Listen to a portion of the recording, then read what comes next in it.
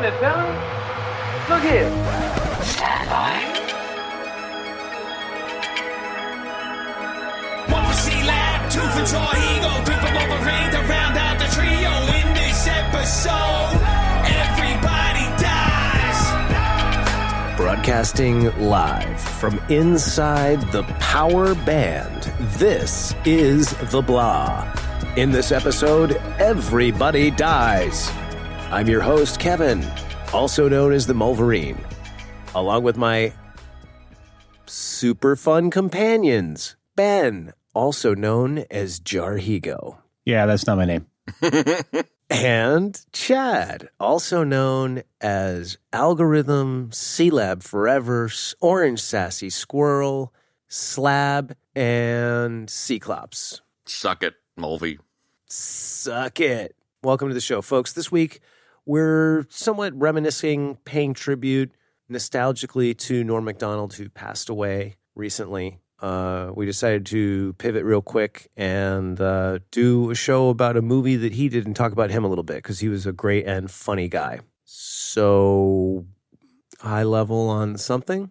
Yeah, it was kind of, we like behind the curtain a little bit, we were chatting about doing something in tribute to Norm, and there really isn't a lot of film stuff to dive into. This is his only movie, I guess, which I had never seen. And you mentioned it, Mulvey, as a potential vehicle to discuss some of his broader work. So, we'll meander around the place. But I've always been a huge fan of this dude, man. He's just such an interesting, unique voice in the comedy community. And, you know, it's super cliche, but they always say he's like the comedian's comedian, which I don't even know what that fucking means other than he's quite meta. But, he's fucking funny as hell, even when he's not funny. And he's an interesting dude who had an interesting career. Echoing Chad, the comedian's comedian thing, I think a lot of what I know about Norm is it seems like almost every comedian that's out there who has, had the fortune of meeting Norm has just some ridiculous, story about Norm and why he's so funny. And a lot of it has to do with what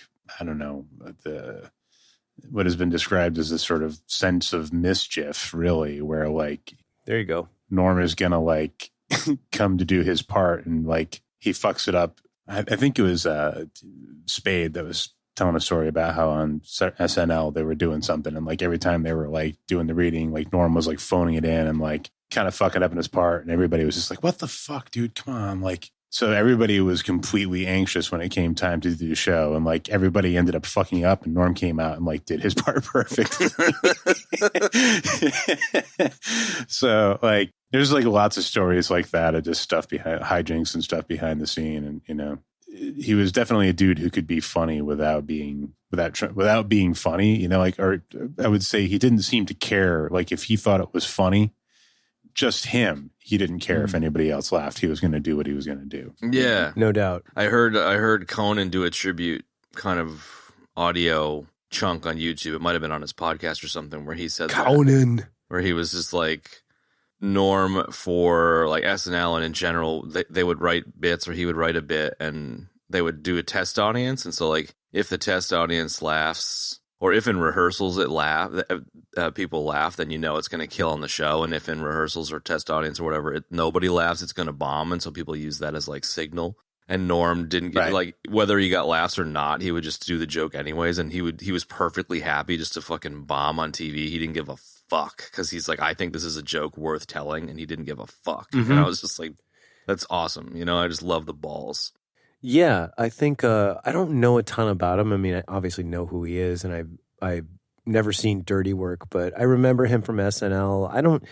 He wasn't really a favorite of mine, in terms of funny people, but just watching the movie and reading a little bit about him this week, he's definitely got that Andy Kaufman quality to him. A little bit, yeah. Definitely of what you just said, Chad, just he's doing it because he thinks it's funny. And that's the most important thing. If anybody else does, benefit to them, but he could care less either way, because he's just trying to make himself laugh, So I really admire that. I like that a lot, A lot of my stupid crap and my funny bits are like that, It's I'm really just doing it to amuse myself, Yeah. So I respect that a lot, I think I get what you're saying with the Kaufman thing, but he's almost like an anti-Kaufman in a way, because Kaufman was, I don't know, he was kind of being provocative and weird for the sake of being provocative and weird, where I feel like, from my perspective, Norm, Yeah, I get that. he was just totally okay with being super honest and genuine to his own sense of humor and didn't care. So like it's very Kaufman-esque, but in a completely different way, if that makes sense. Yes, it does. Yeah, you get the impression that there was a certain sense of unpredictability around Norm as well. Yeah, dude. Just, not knowing exactly what he's going to do. I think it was probably from that same Conan thing you were talking about, Chad, but Andy Richter was like, yeah, the first time Norm was ever on the show, I went to Conan after. It's like, that guy scares the fucking shit out of me. Yeah, because he's unpredictable, dude. Exactly. Did you guys ever see the Moth Joke? I saw that one a few years back where he went on Conan and told a joke about a moth. Have you ever seen that one? Yeah, the Moth one, and I haven't watched that one recently. I watched another one recently, but if I remember properly, this is one of those like super long, rambling, descriptive Norm jokes that just ends off with like the worst pun ever. Yeah. Is that like, he's like, yeah, I just wanted to, because the light was on or whatever. Yeah. Like, right? That was like the punchline. Yeah, totally. Dude. I saw it like 4 or 5 years ago and just fucking died when I saw it. And it's like 5 minutes of him telling just the most rambling joke ever with the dumbest punchline ever. And Conan is just fucking dying because he's just chewing up air on TV, Yeah. And then like, I heard, I think it was in that same Conan thing where he was saying that he had a segment. So, MacDonald came on for a segment and had prepared for the segment. And then the producer and Conan's show was like, yeah, they changed the teleprompters, and Conan's like, we'll be right back with Norm MacDonald. And Norm was like, I'm coming back on? How long am I coming back on for? And like, 7 minutes. And so he just fucking filled it with a 7-minute joke because he had nothing else to go with. And it's such a great, I just fucking love that. I think it's so great. He was perfectly happy to sit there with an audience and just tell the worst joke for like 7 minutes. Yeah, I love that. It's fucking great. It seems like a lot of his great stuff was, when he was guesting on these shows, late night shows. There's tons of material out there. I read his wiki. I read a bunch of it. I didn't read all of it, but he was, I guess when he was coming up in Canada, like at the time, it was, up there, the landscape of stand-up comedy was like stand-up comedy was the end-all be-all. And there really wasn't anything else, but so it was held in a much more sacred sort of way. But down here in the States, it was sort of like a springboard to something else, like SNL or sitcoms or whatever, so people didn't take it as seriously and didn't hold it with the same amount of reverence, Yeah. So I think he's somewhat like Seinfeld in that respect of like, stand-up is the thing. That's the thing, telling jokes, like doing that, standing there telling jokes, It's like the purest form of the art or something. Yeah, that's sort of what I was getting at, and sort of what you said kind of made me think of that. Benny, you shared a Marc Maron interview with him, which was pretty fascinating, where he was talking a lot about stand-up and how he used to have to prepare. Like, I found it really interesting, especially when he was saying how like he prepared everything. It seemed so often like he was off the cuff, but not based on what he said in that interview, which I thought was really interesting. Yeah, well, I think what he was saying was that he used to prepare, like memorize everything when he first started out, if I remember correctly. And then he kind of developed his chops and because the I guess the point of the story was that he was at this comedy festival and Sinbad was like the head, the big comic there or whatever. And like he had gone out with him to like buy socks earlier in the day. And like Norm had painstakingly prepared his like all of his jokes and his routine and went out. And I don't remember whether he said he did well or whether he bombed. I don't think he did very well. And then Sinbad went out and just told the story about trying to buy socks and had the place like, was just murdering the place or whatever. Yeah. He had like learned something from that experience, I guess.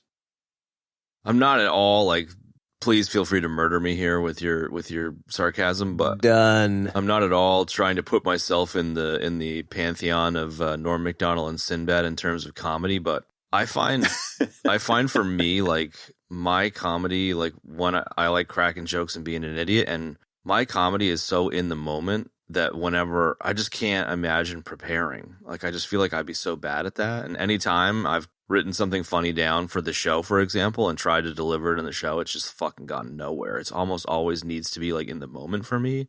I'm curious if it's the same for you guys, but I just, the whole idea of the prepared stuff just blows my mind. I don't know if I have like confusion about it or like an infinite amount of respect for people that can do it, because it just seems impossible to me to prepare. Yeah, I don't know. In regards to the show, I too never seem to, if I try to prepare stuff, it never seems to come up or never seems to line up, have a non-awkward way of trying to get it to be part of the podcast. So Yeah. I'm better if I'm just like trying to react to what you and Kev are doing here. Mm-hmm. I think if I was going to try and do stand-up comedy, I would have to have some like ideas, you know, Sure. some like at least like a bullet point framework of, you know, Yeah. something. I don't think it could just go out and like, you know, be like, Cold. yeah, you're a funny looking fuck. Like, you know, Yeah.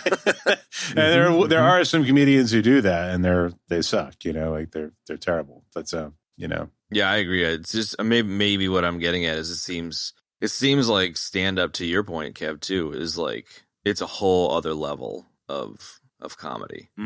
Maybe that's kind of what I'm inching towards. No, I'm with you, man. I mean, look, there's elements of that are here. You know what I mean? Whether, you know, call us what you will, right? But I mean, sure, we edit the show for content and clarity, but at the same time, I think for me, I've tried to work with those idiosyncrasies through the years as an actor to try to use them to my advantage. So like an example would be like, you know, preparing is fine, but I really do like if I write the notes down, I'll generally remember them without having to look at them, you know, or at least I'll remember 75% of them. So they'll just sort of, I wait, I try to feel the flow of the conversation, right? And it's like if I feel like something funny can drop in that I had thought of when I was watching something, I'll drop it in. If it doesn't feel right, I just won't, and I'll let it go completely to the ether, you know, and I just won't say anything. Yeah.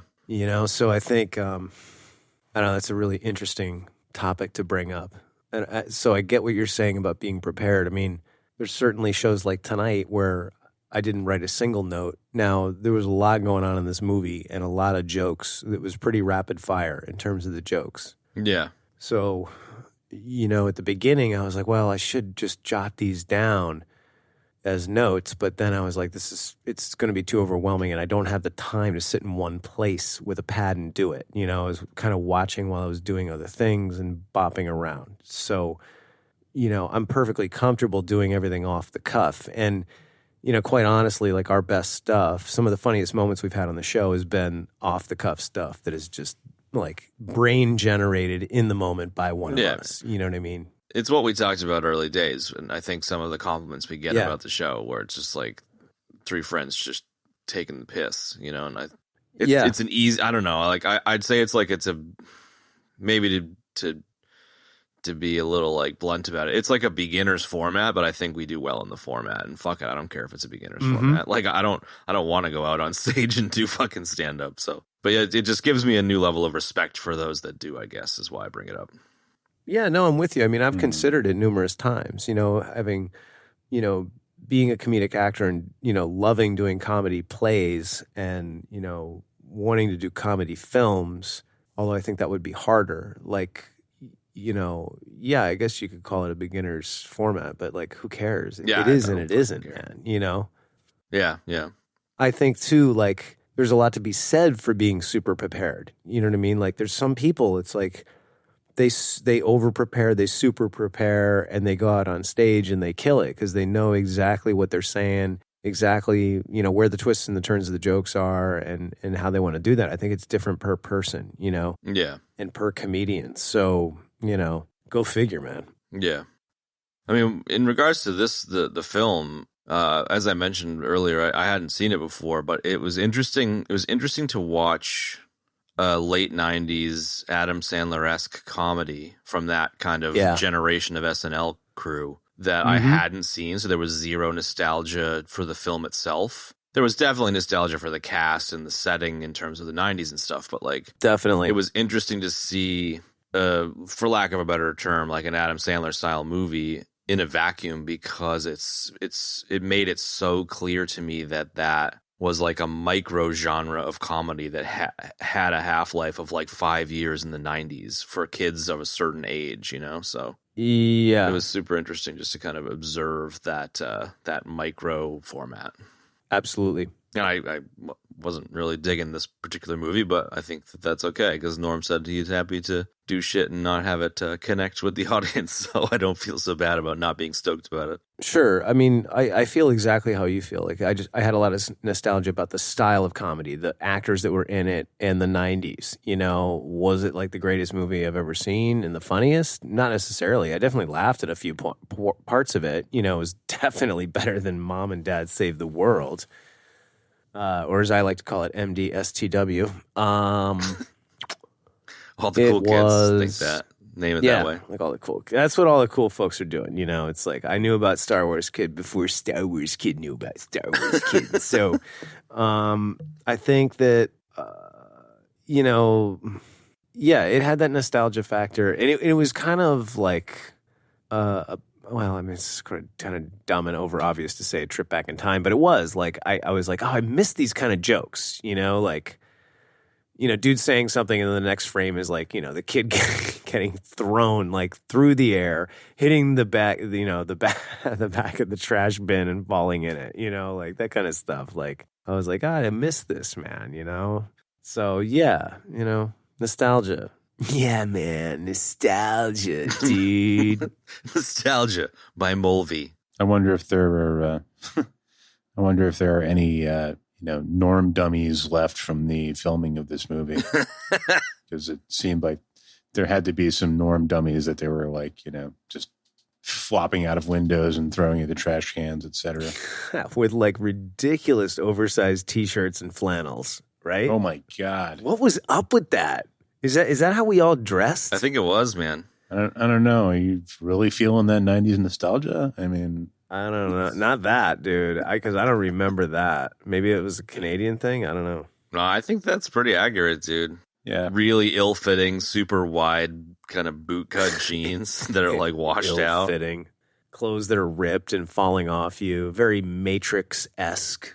They just seemed like normal size at the time because that's what everybody was wearing. Yeah. Yeah, I guess you're right about that. Yeah. Everyone was dressed like they were going to randomly turn into the infraggable Crunk and grow 5 times their size, and it would have been okay. Yeah. Had you seen this one before, Benny? Nope, never saw this one. I'd never even I don't heard really of it. have a lot of nostalgia from that era. No, that's fair enough, man.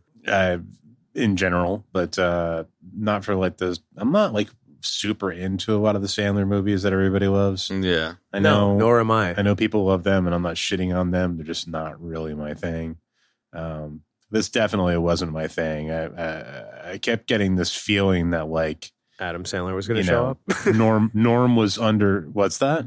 That Adam Sandler was going to show up at any moment. He did. Yeah, he did for one little part. Yeah, for a little bit. Yeah, when Norm was tripping out, he was the devil. That's right. And Gary Coleman. I kept getting the impression that Norm was like, I don't know, under contract or something. And they're like, Norm, we want you to do a movie. He's like, yeah, sure, I'll do a movie for you. Yeah, it'll be really funny. It'll be great. There you go. So, what's my movie going to be about? Yeah, it's these guys, and they start a revenge business, and yeah, meets a girl, and then there's like I almost get the feeling that this was like one of those like mischievous Norm moves. Yeah, maybe this movie, because I don't know. There's a lot of great people in it. It just didn't like really hit me in any way being funny. It was like a snore fest. I get it. I fought to stay awake through it, and I had to like take it in like 4 sittings. Yeah, I took it in a couple of sittings. I didn't love it. I said I chuckled a few times, like some of those old kind of jokes, but you mean the gay jokes?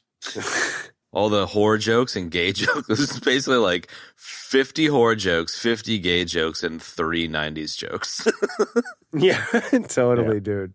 Yeah. The dead hookers in the trunks thing was kind of funny. That was pretty good. There was just like, I don't know, it was like sort of the overuse of the horror jokes. Like it was kind of like, okay, number one, on the first one it was like funny, and then by the time you got to the third horror joke, you're like, all right already. And then when you got to the 50th one, you're like, you know what, it is funny. He'd do like a full 10 stages of grief about it and come to accept it. Exactly. I man. Like it. It was like the old guy just like kept on with the horrors, and then it's like you finally relent. And you're like, okay, it's funny. Yeah, I don't know, man. Even at the bitter end with Farley, like with his nose, I was like, God damn, dude, they're gonna milk that one to the end. Farley brightened the shit out of this movie, though, man. God damn, we I lost agree. it great there. Fuck me, he does the same fucking thing in all of his movies with like the weird wrestling moves and screaming, but like I just love him. I love him so much. I do too. He was a funny guy, and I think it's interesting that we're doing the it was part of why I picked it or suggested it was because it was Norm passed. It was the only movie that like he wrote that was his movie, and it was Farley's last movie. Which is weird. Because it was totally an Adam Sandler movie. Like, you could have swapped Sandler out for Norm, and it would have been a Sandler movie of the time. Yeah, except with Adam Sandler using that weird voice. Yeah. Oh, do you like a piece of pie? Bully, bully, boo. I was a fan of Sandler at the time. I think it was probably my age, being a few years younger. Like, I was just young and dumb enough to like worship his comedy CDs and really like his comedies. But it got fucking tired real quick, I'll tell you what. And maybe it's just that, I really kind of feel like there was a 13 to 23-year-old window of the demographic that likes this kind of shit, and like a 6-year window in the 90s where this was all funny, and now it's just not anymore. Like it's just, I don't know, a certain level of dumbassery is required. You need to be a certain level of dumbass to be like, versus like, like a Grandma's Boy or those other movies that still hold up. Yeah. But this micro genre doesn't, in a way. No, I agree. I mean, it's just kind of cheap. You can see the level of the budget in the movie, And but I will say, Chad, as a quick aside, like it's interesting that you say that about Sandler, because I think it definitely was because you're a little bit younger. But the interesting thing is that like 10 years ago, he went on Sesame Street and did one of his songs. Dude, it was a song about I Elmo. love that song. I love that too. I think you were the one that actually linked it to me a while ago. We were talking about kids like, a year ago or whatever.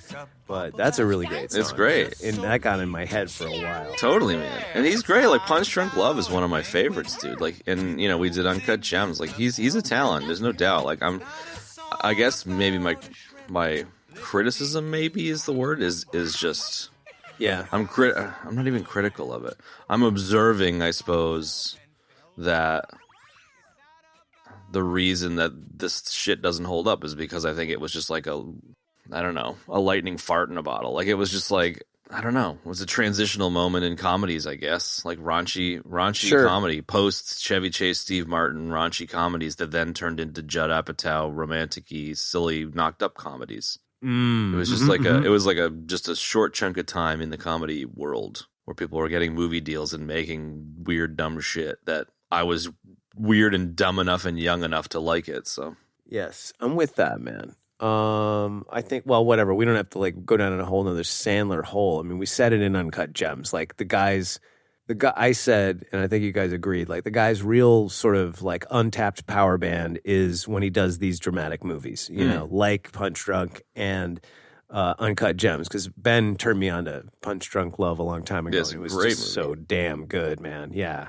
And it seems like Norm's power band is stand-up.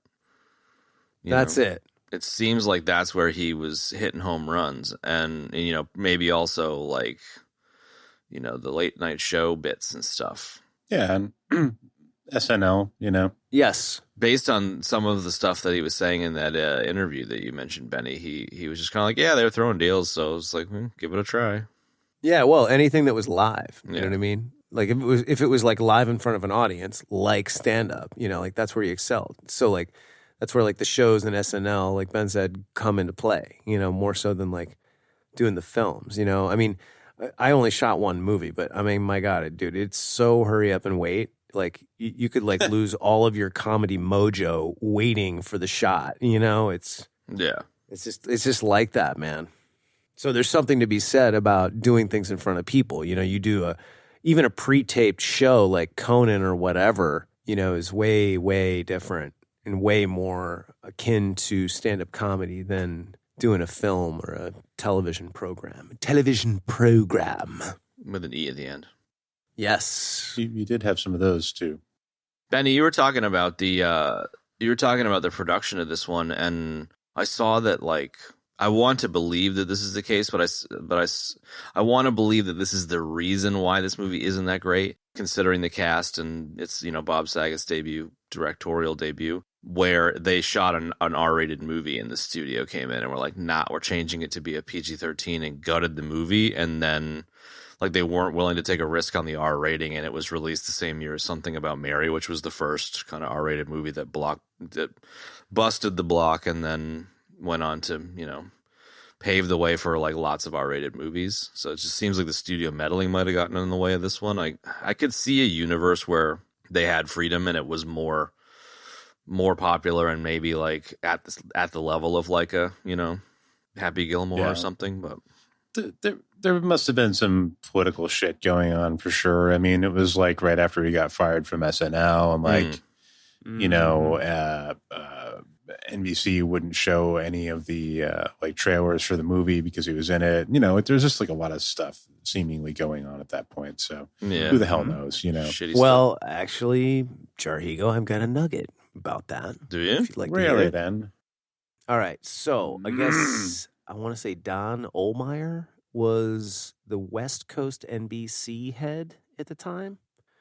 And Norm was the weekend update guy. Okay. And like he, you know, no filter Norm just made tons of jokes about O.J. Simpson because the O.J. Simpson case was like the thing at the time. Well, apparently this, I think it was Don Ohlmeyer, and I don't remember if that name is correct or not, but he was friends with O.J. Simpson. And so he didn't get him canned. He might have gotten him canned, but he got him, you know, they sort of knocked him down a peg or two. And part of that was like not like they wouldn't allow advertising for his film on NBC or NBC programs or NBC related, you know, venues and channels. Because you know what of I mean? the So that OJ friend thing? Yeah, because he was making so many jokes about OJ, and they were, you know, Norm, like they were really cutting. Like a lot of his stuff was like really cutting, you know? Yeah. So that's why that happened, actually. It was pretty interesting. It makes sense. I was on... and... Sorry, go ahead. No, I was going to say, I'm pretty sure he ended up losing his job because he refused to stop. He just was like, no, I'm not going to stop doing jokes about OJ. Sorry. It's like I do the news, so, you know, yeah. Dude murdered his fucking wife. I'm going to keep telling jokes. Fuck you. One of the last things he said before he got canned, if I'm remembering this correctly, was it was like right around the time of the verdict. And what he said on Weekend Update was, well, there you have it, folks. Murder is legal in California. Yeah, that's it. Dude, I was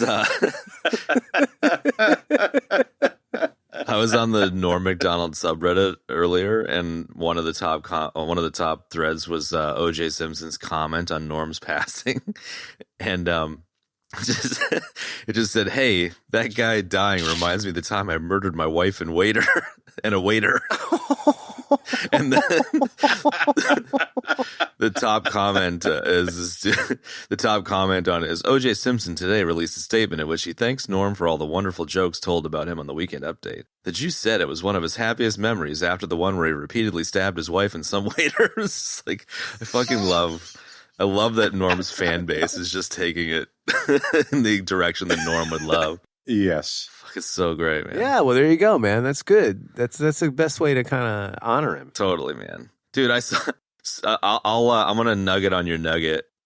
Nugget on your nugget, nugget on your nugget. Here comes the segment where we nugget on your nugget. There you go. I'm glad it's a decent one. Otherwise, I'd totally bomb. But you're talking about this dude being friends with OJ and being butthurt that people are making jokes about his friend. Evidently, this fucking guy threw a party and invited all of the jurors that acquitted OJ Simpson and had a fucking party for them. It was just like, dude, you are a scumbag piece of shit. Yeah, and that is exactly the rest of that particular nugget. Nice one. Fucking crazy. And that was nugget on your nugget, nugget on your nugget. That's totally got kind of a juicy fruit vibe. It does, dude. Everything has a juicy fruit vibe after we did Airborne. Basket of fries. Yeah, baby. Yeah, baby. God damn. We're idiots. I am not amused. Right? Fair enough. So this one bombed like a motherfucker, and that was that. I mean, I just can't get over the... I just can't get over the cast and crew here.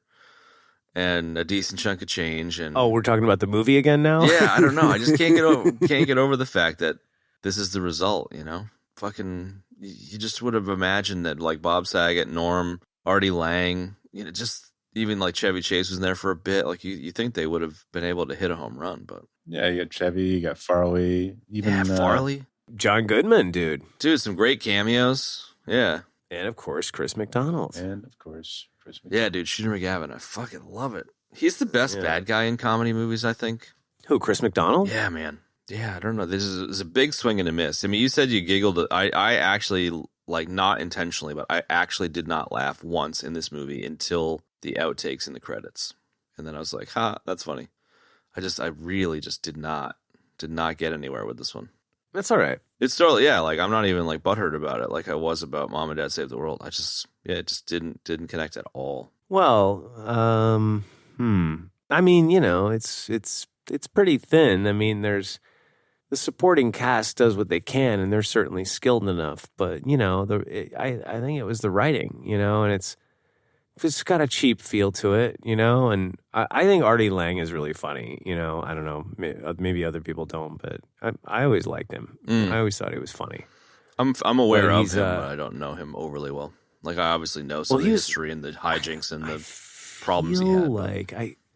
Yeah, he's had some problems with heroin. I remember doing an Uber ride like 2-3 years ago, and I picked some people up that had just seen him at a small venue, like in the valley here in Connecticut, and they were saying that his face is all fucked up, and he was talking about it on stage. Yeah, he just keeps like he was trying to make a comeback. Yeah, he's sober now and he's doing really well, but like it ate his nose is like. It's like there's nothing inside of it. It's just like a flap of skin on his face. Why is that? I thought it was heroin was his snorting thing. Shit. Oh, got it. Yeah, like just ate everything out of the inside of his nose or whatever. But he otherwise looks really healthy and is in great spirits. So good for him. Yeah, man, I'm glad he was able to come out the other side of it. Like, it just sucks when you hear about people having problems. Especially like this movie with. Yeah. Chris Farley, he had OD'd shortly after this. Like, I don't know. There's so many tragic kind of stories in that space. It's just nice that some guys can get out the other side of it. Hand in hand in the comedy world, Yeah. It just seems to, be a thing. Yeah. What, the drugs? Yeah, drugs and just sort of being, fucked up, like just having trouble. Like Norm really did not seem to be that kind of guy, although apparently did have like a very heavy duty gambling problem. Yeah, that's pretty wild. Yeah. Dude lost his fortune like 3 times or some such ridiculous thing. Wow. I think, wasn't Artie Lang on Stern for a while? Yeah. I seem to remember him being on Stern when I used to listen to Stern in the 90s. Yeah. Yep. Yeah, he was. Well, there you have it, folks. I wanna like meta gripes of Kev here. Where meta gripes of Kev? It's a meta gripes of Kev. It's a meta gripes of Kev. Oh, it's not just a gripe of Kev. It's a meta gripes of Kev. Ooh, nice. Does everything need to have a theme song tonight? I'm just feeling that, Jarhigo. You said we'll just let the chips fall where they may, and this is where the chips are falling, bro. This is where they're falling, dude. And they're the good chips, the ones that they make at Chipotle. Yo, with that little hint of lime. I did say that, but I don't know. They might just be like Fritos. I don't Dude. know. I don't like your music. I would fucking kill both of you for a bag of Fritos, dude. All I got is this silly Aussie shit over here. And giant Oreos the size of your freaking head. Dude, I would eat a giant Oreo the size of my freaking head. I can't even get those. That's all they had there was the Dunkaroos. And Dunkaroos. Yeah, go out and get yourself some Dunkaroos, mate. We have single stuff Oreos, and you can sometimes find double stuff Oreos. Like, it's just so disappointed in my second country. Ladies and gentlemen, we would now like you to bow your heads in a moment of silence for double stuffed Oreos. Next time you walk around a supermarket in the United States, I want all of you to think about me, especially in the cereal aisle. Just think about the fact that none of the things that you see are available to my fat ass. I'm going to insert a moment of silence in there to make that joke land. You know, if you're not if you're one of the many listeners who's not inclined to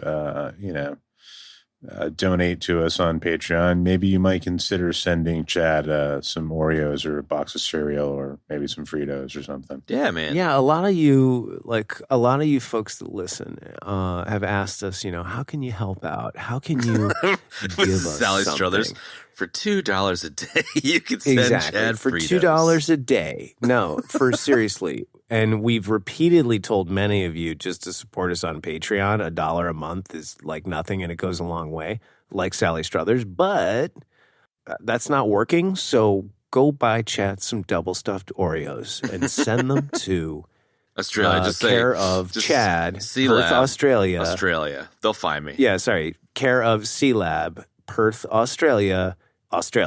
Yeah. Send them to the Warhammer store. I'll go pick them up. Dude, I want to go there, and then I want to go to that bar. What bar? Actually, I wanted to. You said I thought there was a bar right next door. You guys went and had beers. Yeah. It was. Yeah, it was just a bar, Irish pub. No, whatever.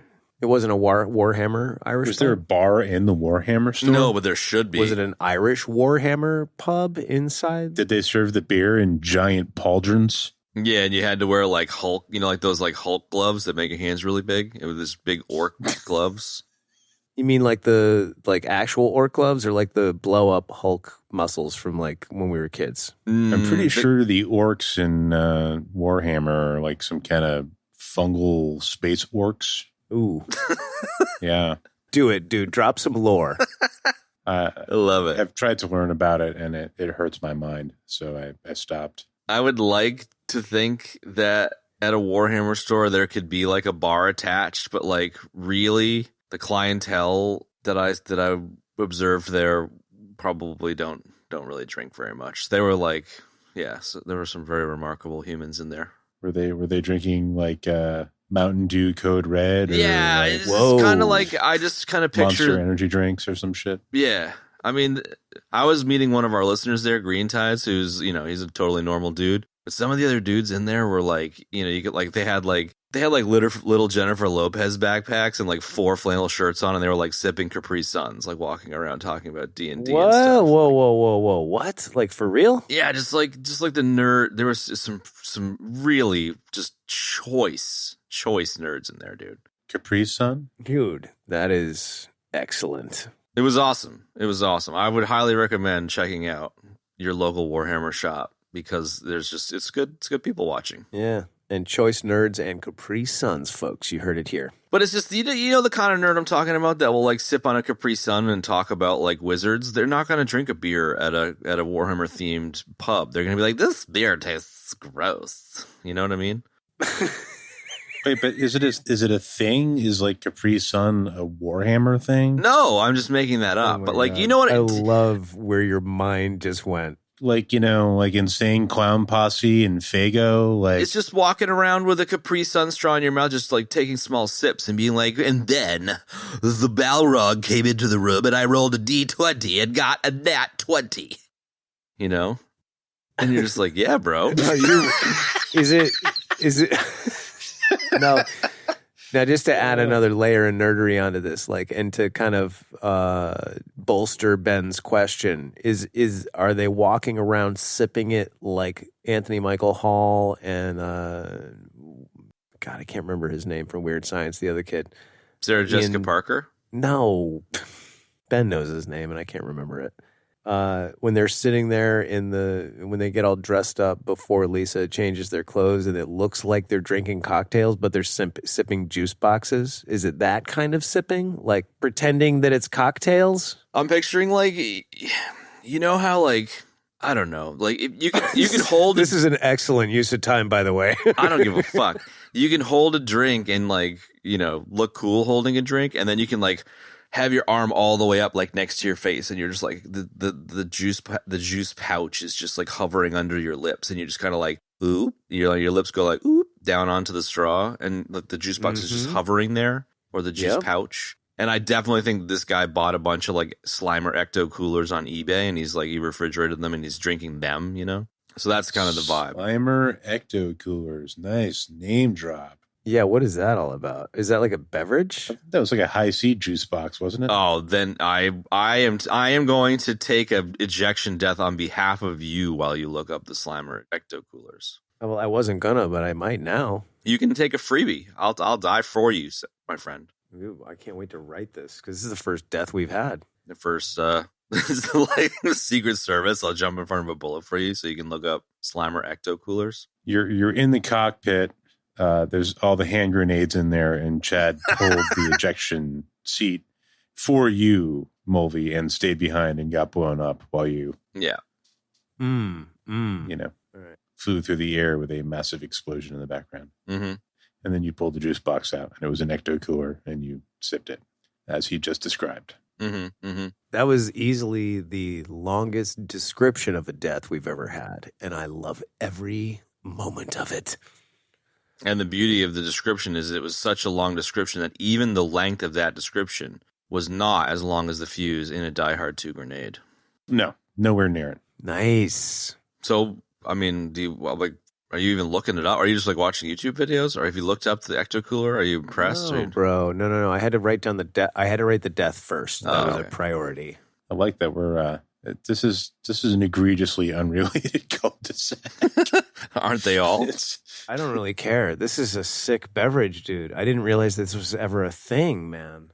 I see Slimer Ecto How coolers, did I too. miss this? The question is, do they still make them? I don't know. I bet you could find them. And is it really just Sunny D with green dye in it? If it was, I'd drink it. I would not, sir. Maybe a little gin in there. Yeah, I'm sure you can make a cool Maybe a cocktail little out of it. Tanqueray, you know what I'm saying? Say it was a good day. Yeah, I have no idea what we were talking about before this, but we were probably attempting to talk about this movie. Okay, so just to hold on 1 second. Ecto, I'm still I'm still on the Ecto coolers. Okay, I'm still on Ecto coolers, and the very first thing is you could make your own Ecto coolers, so we did, and there's literal instructions here, right at the top of the webpage. Pour tangerine juice and orange juice into a 1-gallon container. Add Country Time lemonade mix and orange drink mix. Stir until dissolved. Pour in water. Add sugar. Stir until dissolved. Add 4 to 5 drops of green food coloring. Stir. Add more if needed. Pour tequila and Ecto cooler into cocktail tin. Fill with ice. Shake and strain. Dude, I love that. I love that it's an alcoholic drink. Wow. But there is a picture of it being a real thing. We're sure to have some festive cocktails this Brucemas. Yeah. The Mijo Mojito. We've got the Ecto cooler. Yeah, what was the Predator the other one? The Barefoot Bruno. Yeah, Barefoot Bruno, Mijo Mojito. There's a Predator I feel one. like there was another one. Predator? How is there a Predator one? We've never even done a Predator movie. Dude, do you participate in your own show? The Jamaican Me Crazy, or whatever it was. What? I love when Chad takes an opportunity to brag on my participation skills. Like, we've never even done that. It's like, bro, we did Predator too. If you look at our fucking page on Facebook, the background image is a fucking predator hanging people. Jamaican Me Happy. That's the one we called the Predator one. Jamaican Me Happy is indeed Wow. a festive Valverdean cocktail that one might drink at Brucemas. You earned yourself a death, my friend. No, I didn't, dude. That is 2 deaths because that is just egregious, dude. Because it all just came flooding back to me in a Total Recall moment. I picture it all coming back to you in a Total Recall moment, and it comes back so strong that like one tear rolls down your cheek. Get your ass to Mars. Did you think I was the real Quaid? It is. Did you think this was the real Quaid? It is. Best line in the entire movie. No way, Jose. No way, Jose. Speaking of No Way, Jose, Kev, that needs to be a new Bitty Bitty. Bitty, bitty, bitty. No way, Jose. Yeah, exactly. How about Arnold doing the biddy? Because that hasn't happened. Bitty, bitty, bitty. Benny, you got to give me a Bitty Bitty Bitty. Bitty, bitty, bitty. No way, Jose. No way, Jose. No way, Jose.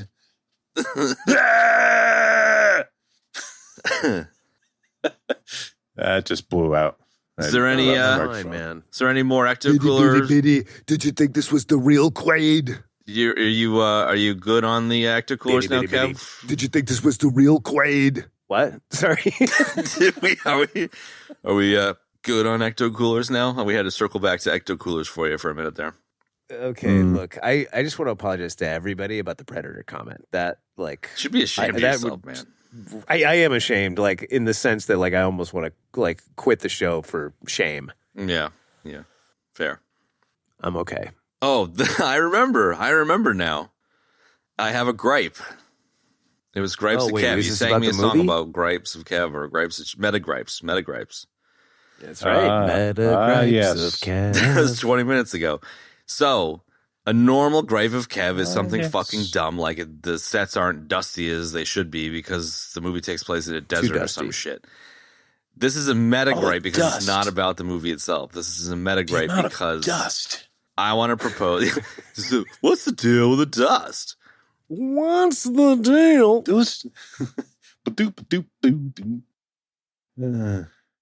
I want to gripe about this movie and other movies like it in this micro genre,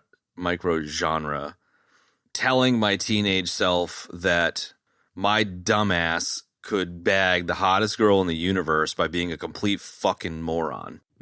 Because all of these movies have like the most stunning female co-stars who put up with the dumbest shit and fall in love with the biggest fuck-ups. And when you're like 13 years old, you believe this shit. You're like, oh, that's how you get a girl. So I just want to announce to the world that 90s me is mad about the dude equivalent of rom-coms where, you know, girls back in the day would always expect like fucking stupid rom-com plot lines to happen in their lives, and us teenage boys would expect, you know, the Adam Sandler getting the really hot teacher thing to come to into real life for them. And I just find it hilarious how unrealistic and stupid it is in these movies, and I just want to say that for the record. It is, for sure. And Traylor Howard, who plays the love interest in the movie, is a underrated talent and a super cutie too, man. Totally. I totally recognize She was her. great on Monk. She was on Monk with Adrienne Barbeau. I mean... with Master Splinter. I mean, thank you. Master Splinter. Tony Shalhoub. Tony Shalhoub. Tony Shalhoub. This is a very great movie. It's got Tony Shalhoub in it. Jesse the Body Ventura. Are you picking up what I'm putting down about the unrealistic, ridiculous dating bullshit? This is the real Quaid. I mean, What? Norm does everything in his like capability to sabotage it in this movie. He does. Yeah, it somehow works out. Also, not to mention there is like a zero fucking chemistry. Oh, dude, none Just whatsoever. Nothing. You know what's funny, Ben, is that every time I think about him, when I'm remembering him, I can't get the Burt Reynolds voice out of my head. That's fair. It's not a bad thing. It's just, iconic. Yeah, I guess. I mean, it's one of my favorite things he did. No, he didn't. There's not an impression going on there, but there is something about the wacky behavior in those sketches that is spot on. Definitely. I agree. You know, the oversized hat and the Turd Ferguson as your name, and you know, Definitely one of the funniest things I've seen him do. Yeah. And I haven't seen him do a ton. I mean, it's great. Then there's one where he's not supposed to be a contestant, and he kind of shows up out of nowhere with like a rolling podium with like Texas Longhorns on the, Boss Hog horns on the front of it and shit. Boss Hog. Oh, Wow. my God. Dude, you're dipping deep, bro. Dipping deep. Dipping deep into some Dunkaroos. Chad, cue the Dunkaroos song again, please. Go. You don't just dip, you Dunkaroo. Thank you. What sound does a dog make?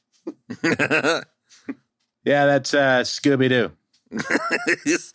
Drives around in a van with his friend. He's got Scrappy-Doo. That is incorrect. That's incorrect. No, that's true. No, that's correct. No, that's true. He had a little friend, Scrappy. It's so random and so funny. But it's so like very Norm. You know what I mean? The character, the Burt Reynolds character, is kind of very Norm. In his sort of way that he does things. That's why I think it's so great. It's Norm with a fake mustache and a bolo tie. You don't just dip, you Dunkaroo. Did you see the holy shit clip of him on Jon Stewart talking about Steve Irwin? No, I didn't have time to watch any clips, unfortunately. It's a shorty. It's great, though. It's like he goes on The Daily Show. It must have been The Daily Show. And it was like 10 days after Steve Irwin died and starts cracking jokes about him. And Jon Stewart's like, please don't make me laugh about this guy that just died. It's really funny, man. I'll definitely check it out, bro. Sweet. Yeah. Nuggets, that's right. Oh, we should do Bits and Bobs. Did you think this was the real Bits and Bobs? Did It you? is. I think I'll start off the Bits and Bobs with I was so unhappy and yet somewhat happy I was with the like fucking stupid 90s pop songs sprinkled throughout this thing. Oh, God. It killed me. They were the worst. I hated all of those songs when they were, at the top of the charts. Bed tracks for this episode. Dude. Totally. It was just, but it was perfectly chosen for this movie because this movie was, oh my God, just an extended SNL skit music video. I want something else. That one. To get me through this. Semi-charm kind of life. I have to take my headphones off. Ben. Yeah, that was the worst, man. If I could do a reenactment of like a video reenactment of what's happening at Ben's house right now, it's like super creepy, like Shining music, and Ben's like slowly removes his headphones, and gets up and leaves to come murder us for doing that. Yeah, it's yeah. Step through the void which binds like the fucking Shrike and just show up and massacre and you just guys. kill everybody. No, but I open the door and I'm like, Jar Higo, and you're like, did you think this was the real Quaid? And then you just stab me. And then I stab you. I like you just wanted to slice. You just want to slide that one in there one more time. No, in your evil Shrike, semi-charmed, life-hating dark form. Yeah, you would. It's true. So that's my bit. And or Bob is that music sucked and yet it kind of fit. I liked it. Yeah, that might have been what really threw me off the movie from the get-go was just the music. Yeah, really? Which is totally reasonable. Oh, that song. Yeah. And the music in general. I forget what else was in there, but it was of the same ilk cloth, if you will. Yes. Cut from the same flannelette cloth. Flannelette. Y'all got any moments? I was just trying to remember something stupid, totally unrelated to the show, but was related to flannel. I can't remember it. Cool, good story. Then you found $5. Yeah. Hey, dude, can you tell that story again and let's see if it gets funnier? Okay. Bits and Bobs. While I agree with you about Farley, it was like some of his stuff was funny. No, totally. Like I liked at the beginning when he was like freaking out about putting on that song, that's Rolling Stones song. Yeah. And then it was what was the song that came on? It was something like Afternoon Delight or something like that. I can't remember. I don't either. I don't know. I just thought it was a good choice though. And I think it was Rebecca Romaine was the bearded lady. That was an interesting cameo. That was cool. What else? Like you know what? I will say. Since we're bips and bobsing, I wouldn't say this is somewhat of a gripe, I guess, but I feel like the dirty work segment of the movie which was them like, you know, establishing the business and like doing the revenge jobs. Like there just wasn't enough of that. You wanted to see them put fish in more things? But Kev, they went around and put fish and everything in that house. It's a great plan. Yeah, I don't know. I guess you're right. I don't know. I just feel like, you know, since that was like the sort of the linchpin of the movie, there would have been more about that. But then I guess the end of it was like that too, except it was like a super elaborate revenge plan with extra prostitutes. I feel like it would have been like they would have just done better shit. Like everything they did was just kind of bush league. Yeah, Like, it was. Yeah. It was a oh, little- whoa, put on gay porn in the movie theater. Yeah. Like, Bush yeah, league that'll be funny. bullshit. Yeah, that'll be funny. Yeah. Men in black who like having sex with each other. They hey, that guy over there looks like an alien. We should probably go over there and fuck him.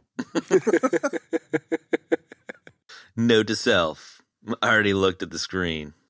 They apparently. What were you saying, Benny? Okay, next bit and or Bob. Anybody? The cameos. Don Rickles. That was pretty good.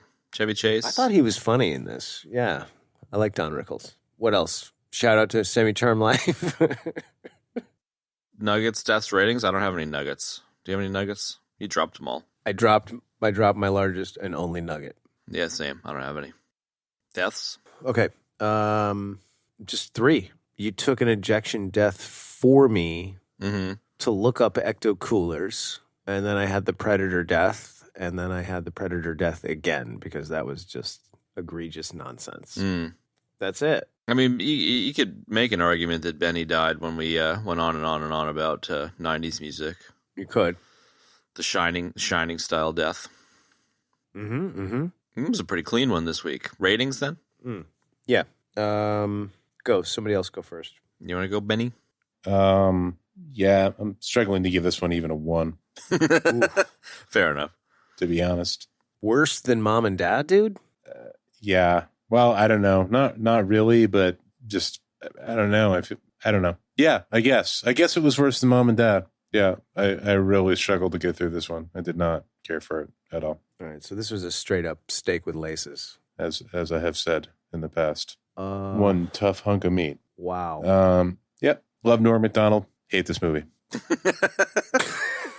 Doesn't I get love any it. plainer than that. All right, I'll go next then. Yeah, I'm on Benny's motorcycle. I think in honor of Norm MacDonald, it's like an honorary degree. I'm going to give this movie a 0. It's the only movie that will ever be rated a 0. And it will forever live at the bottom of the algorithm. And I think Norm would get a kick out of that. This movie is worse than 2014 Teenage Mutant Ninja Turtles starring Tony Shalhoub. Yes. And I did not connect at all with it, but I love Norm MacDonald, and it is a shame that we lost him. And if you're not familiar with him or want to refresh, there's tons of awesome YouTube stuff out there. The Conan stuff, the Moth Joke stuff, there's plenty of good stuff. There you have it. Mike Tyson's Mysteries, if you've never seen that. Oh, I haven't. Yeah, Is that good? what is that? I saw that was a thing in the wiki, but I don't know what that is. What is it? It is a cartoon with Oh boy. Yeah, with Mike Tyson and his gang of mystery. It's kind of like Scooby Doo, but it's Mike Tyson and Sounds awesome. Norm MacDonald plays a pigeon who is like, I don't know, I guess a guy who was cursed and to be in the form of a pigeon, but it's basically just Norm MacDonald being Norm MacDonald. Right. Which makes it funny, yeah. Yeah, it's Mike Tyson, his adopted daughter, and Norm MacDonald as a pigeon. And the ghost of the Marquess of Queensberry. I love the idea of this, man. They get people send them mysteries to solve via carrier pigeon, and they Very they go ghost around dog, dude. I like it. Carrier pigeons. passenger pigeon. Yeah, it sounds it is ridiculous. It sounds ridiculous, but it's pretty funny. It sounds to me like a combination of Bruno the Kid, Ghost Dog, and that cartoon that we made up with Seagal, Booberry, and Christopher Lambert. With Mike Tyson's Punch Out. Yeah. They would fit right in there. Well, it's and Scooby Doo basically. And Scooby Doo. Yeah. Mike Tyson's Punch Out. Wow. Dipping deep, dude. Dipping dots. Mm, Right on, I like dude. it. I want to You watch said this cartoon now. Yeah, I kind of want to watch it too. Okay, so my rating, I feel like the sort of goody two shoes, glasses half full guy when it comes to rating all these movies. Because I'm always like, hey, it should be a 9. Yeah, it was good. Good attempt. 10. So I don't know. Here I am again doing the same thing. Like I did not think it was. I thought Mom and Dad Saving the World was way worse than this. Nah. This had a couple of funny moments.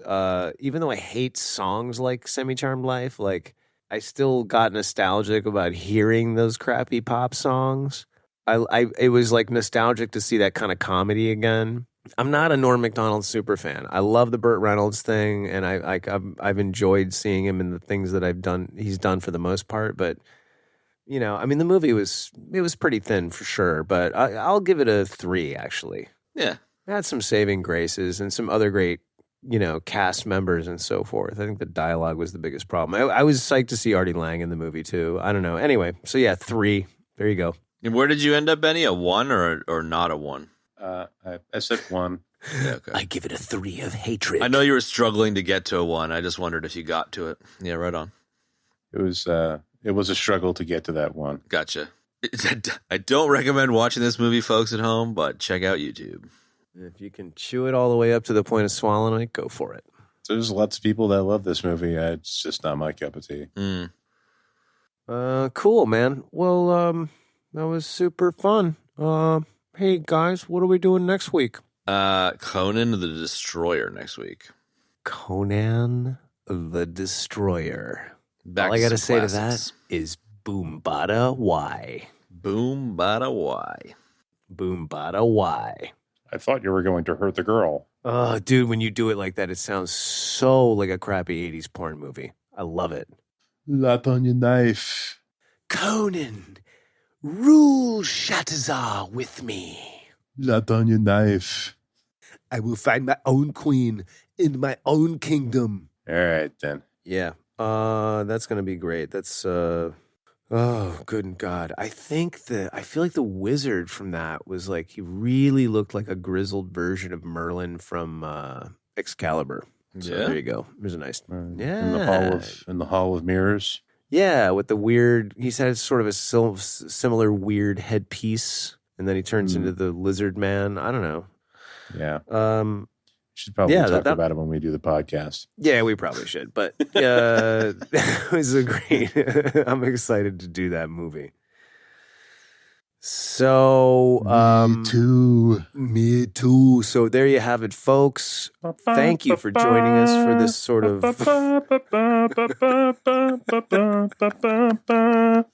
Get ready to have that stuck in your head for fucking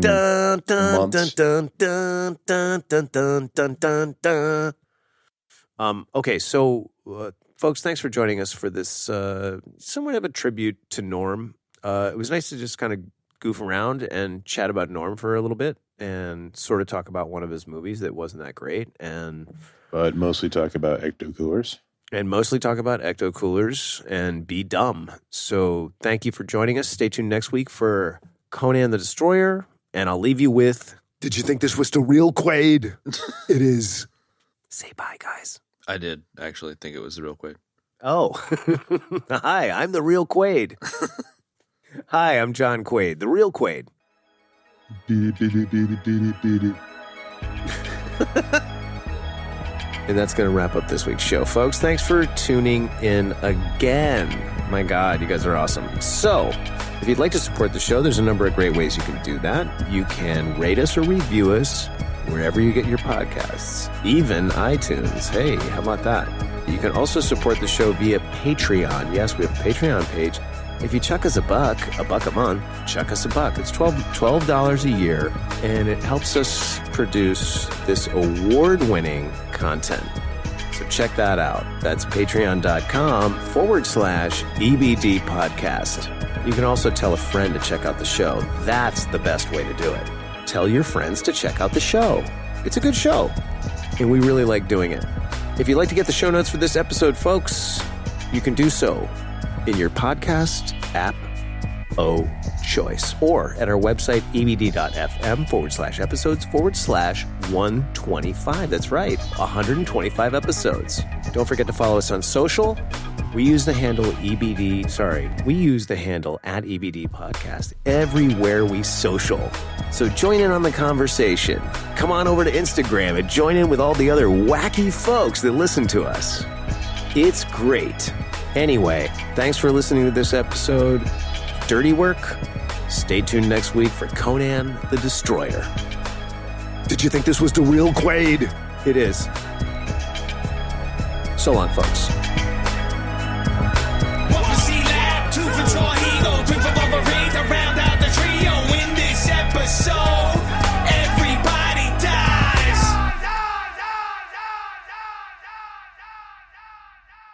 Beady, beady, beady. Stop into it. In the cosmic comedy time stream. Nostalgia by movie.